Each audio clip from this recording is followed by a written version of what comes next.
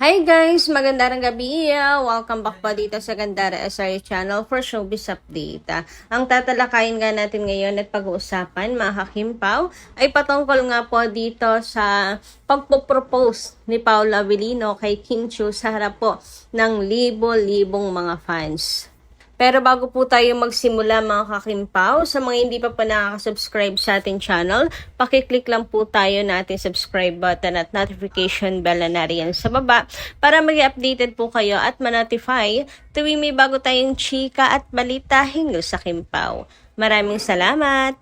So, welcome back po again sa ating channel mga ka-KP. And ngayon naman ay dumako po tayo sa pagbabasa ng komento ng ating mga subscribers upang malaman natin ang kanilang mga reaksyon at opinion hinggil po sa mga previous update kina Kim at Paolo. So, ang comment na napili natin for tonight, mga kakimpaw, ay nagmula po kay ZMY. Sabi niya rito, si Wong daw yung may kayakap at si Moira daw yun. Tapos yung ending ng The Alibay, sa Canada ay si Pao ang nagdirektor. At totoo na hindi nagpa-black screening yung si Vice. Samantalang si Kim, nagpa-black screening sa movie ni Vice. Kaya nainis ako noon. Baka totoo nga nakaplastikan lang ang pakita ni Vice kay Kim. Oy, grabe, ang chika ni Miss ZMY, no? Tatlo agad, mga kakimpaw. So, yung tungkol po sa kayakap na yon, ayun nga, napagkamala na Kimpaw po yon, magkayakap sa publiko. Hindi naman, di ba, PDA, sila Kim and Paolo. So, hindi po talaga sila yon. And yun po ay si Moira at saka si Wong. May nagbigay linaw na rin po niya ng mga kakimpaw. So, minsan kasi, sobrang pagmamahal natin, namamalikmata na tayo, mga kakimpaw. Kala natin lagi kimpaw. Pero, hindi po talaga sila yan. Ano po yan? Moira at Kuya Wong. Patungkol naman po sa The Alibay, grabe nga po ang gagulat ng mga fans. Akala kasi natin, actually na naman na yan, na-leak na yan before. So, akala lang natin, pinipicturan lang ni Paolo, si Kim mula sa malayo, ganyan. Nagpipictorial si Kim and Paolo. Pero yun pala, nagdedirect na si Papi. Siya pala ang direktor ng finale ng The Alibay sa Canada. So, buti naman naisipan po nila na baguhin ang ending, no, mga ka-KP. Meron po silang backup na pwedeng maging ending ni Stella at Vincent. Nakapagtataka lang bakit may reserbang gano'n, hindi siya fix, mga kakimpaw. Or sadyang ito ba ay panaginip ni Stella noon, tapos hindi lamang po pinakita sa Prime Video. Kaya ngayon, ito na lang yung ginawa nilang ending. What do you think, mga kakimpaw? Anyway, napakaganda nga po ng pagkakagawa ng ending ng The Alibay, mga kakimpaw. Napakaganda ng pagdirect ni Paolo Avellino. The cinematography, lakas maka-Korea novela, mga kakimpaw. Na totoo lang. Kaya ang dami pong bumabate kay Paolo Avellino. And tama lang talaga na siya ang nag-uwi, mga kakimpaw, or mag-uuwi ng SDA Awards. Samantala, narito naman po ang mga post ng The Alibay team, mga kakimpaw. Ang dami pala nila, no? Dami rin po pala ng nasa likod nito. Sabi dito, maraming salamat sa lahat ng sumubaybay sa hashtag The Alibay mula Prime Video hanggang sa alternate ending. Salamat sa buong cast and crew at kina Prinsesa Chinita and Paolo Avellino bilang Stella and Vincent. Hanggang sa muli. Grabe, mga kakimpaw, sobrang dami nila dito.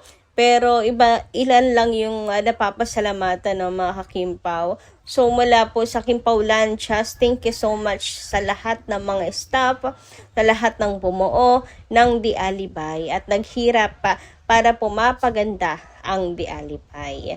Ayan. Ngayon naman, pag-usapan nga natin ang alternate ending. So, from sad ending to happy ending tayo mga ka-KP. So naalala niyo po ba itong iyak ni Stella Marie? Ay, naiiyak ako, nakikita ko na yung picture. Yung iyak ni Stella dito, mga kakimpaw, grabe, sobrang nakakadala. Yung emosyon, yung ending, pero bawing-bawi naman sila ngayon, as in. Inabangan ko rin talaga yun sa Free TV. Sa iwan kasi wala akong iwan. So, sa Free TV ko inabangan, and totoo nga, no, ang mga kumakalat na chismis na happy ending at binago nila ang ending ng The Alibi. So, thank you so much naman. Samantala, dumako naman tayo dito sa kilig at sweetness nila Kim and Paolo sa Sydney, Australia, kung saan huling-huli nga daw po ang kilig ni Pao. Grabehan nga yun. So, hindi lang po si Kim ang kinikilig. Si Kim kasi talagang kita po natin ang kilig niya. Pero si Paolo ay huling-huli rin po ang kanyang mga kilig na hindi po mapigilan mga kakimpaw. Dalang-dala din syempre sa mga audience na ang lakas ng hiyawan, na kinikilig din po sa kanila. Grabe. So sana may next event po ulit ang Kimpaw. I know.